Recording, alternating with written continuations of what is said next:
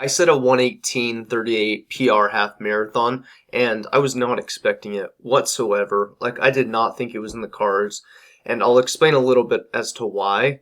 When people talk about things like this, I see other videos, right? Like, I'll watch other running channels, and they'll say, I set this PR, I wasn't expecting it, I was insecure, I didn't do enough training, I had an injury. And I think as runners, we all deal with those doubts to some degree, and I've gotten better at managing them and being able to handle them and not let them get in the way. But that was not why I was not expecting it. I was not injured. I didn't feel like I hadn't done any training.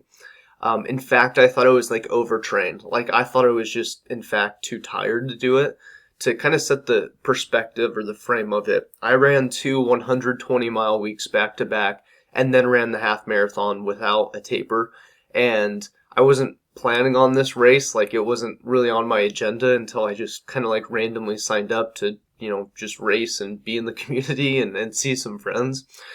But to expand on that, one of those weeks I did two 50Ks back to back, meaning I did a 50K, 31 miles on Saturday, 31 miles the next day. And the week before that, I don't know why I was doing it, but I was just bored. I was in Wisconsin and I was like, had nothing to do. And so I ran 10 miles one day, 20 miles the next day, 30 miles the day after that, and then 40 miles the day after that. So it was 100 miles in 4 days. And I was just like on a kick of running. And I want to explain how I think I was able to run this half marathon, because there's a couple points. One, I was incredibly fit and had no injuries. And part of this, I think, was from a really intentional build, like the summer before the half marathon, because I was training for a marathon and I wanted a sub 3 hour marathon, which I was able to do. I did 2:58:45. And so I was very intentional with that build and did things right, and felt like I progressively overloaded but didn't push myself too much or get an injury. Ran that marathon, and then a week or two later I did rim to rim to rim. So 50 miles in the Grand Canyon roughly, shit ton of vert. And that was a very slow day for me. I mean, just in general. I mean, it felt, I just was not in trail shape per se. I hadn't trained vert. I was training for that road marathon. So I did that, and it was just crazy base building for me after the marathon. And then I just kept with the volume moving into, I think, the race was October and the half marathon was in November. So I had all this fitness leading into it. And then the 220-mile weeks was just me running because I was like, didn't have anything to do and I was bored. And so this is why I wasn't expecting to have such a fast half marathon, because yes, the course is fast. It's a Snow Canyon half in St. George, Utah. It's a very fast, like, downhill course, and I had done it before. But I think my PR for a half at that time was like 1:30 or 1:29, something like that. And so to shave off 11 minutes is pretty crazy.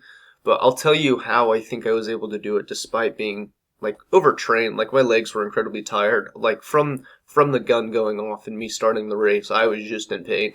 Like, it just like, it wasn't sharp or scary pain, but I was tired, and mentally I was like, how am I supposed to run fast? But I'll kind of lay out what I think, why I was able to do this. One, I had a ton of fitness already. And so I think sometimes you can ride, or a lot of the times you can just ride the fitness of what you've built for already into another race that maybe you didn't train for 6 months, right? Like, I trained for 4 months heavily for the marathon, and then spent another month keeping with my fitness after recovering from the marathon, and then rolled right into that half marathon. So that definitely helped. And I think you can ride fitness. And so if you're training for like a 10K and you just want to set a 5K PR, do your 10K, find a 5K that's like maybe a month and a half out from that. Just kind of ride the fitness opposed to completely stopping training, and you'll be able to snowball into that. So I think that's one thing, but here's the other things. My friend that I was texting, I said I wanted to run a 119. She said, I think you can do like a 118. No, maybe I said 120. I said 120. She's like, you can do it at 119. And there was something in the back of my mind that just couldn't let go of that goal. And if I knew how to coach people on how to just be super focused on something, I think I'd be a rich man. But I'm not able to do that, and I've just been able to do it for myself. Like, I wish I could help you understand how to just like mentally not forget about something, but once she said, I think you can do it in a 119, I couldn't let that go. As much as I thought 120 was more realistic. Again, that's like still a 10-minute PR. I just couldn't let go of that 119, and there was something, some sort of fire where I was just like, but what if I could? How cool would that be if I did a 119? And just because, right? And I don't know why I am the way I am with that, but there's things that people say to me, or even I say to myself, that I just can't lose sight of. And I think the better you can be at locking in and being like, 119, I'm going to give it everything I got, I think you can achieve more, right? When you set bigger goals. And so that was part of it. But the next part of it, and the more important part in my mind, was the conversation in my head throughout the first couple of miles. Because, listen, I was just showing up to run the race, and within a couple minutes from starting, I was like, let me go hard as I can, right? Well, I had been thinking about running fast, but in the minutes leading up to the gun going off, and then the 2 or 3 miles after that, this is where, I think I made the most impact, or I did the right things to be able to set me up for that success.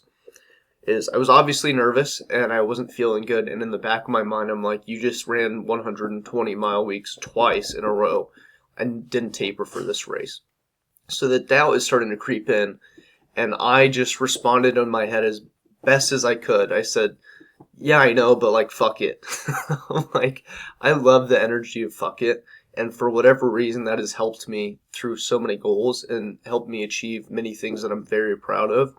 It's just the idea of like, yeah, that may be true that like I am not in the perfect position for this, but fuck it, right? Like for some reason that like, I don't know if it's punk energy or something that's just like, yeah, that is true that like I probably am not in the best position, but fuck it, why not, And I think the fact that I was meeting my doubts with that energy, I wasn't even fighting with myself. It was just kind of a relinquish of expectation, but still having a goal in mind, right? Like I still was like, all right, fuck it, let's see what happens. But let's see what happens could also mean a PR. It could also mean a 119 half marathon. It could also mean running 2 120-mile weeks back to back, right?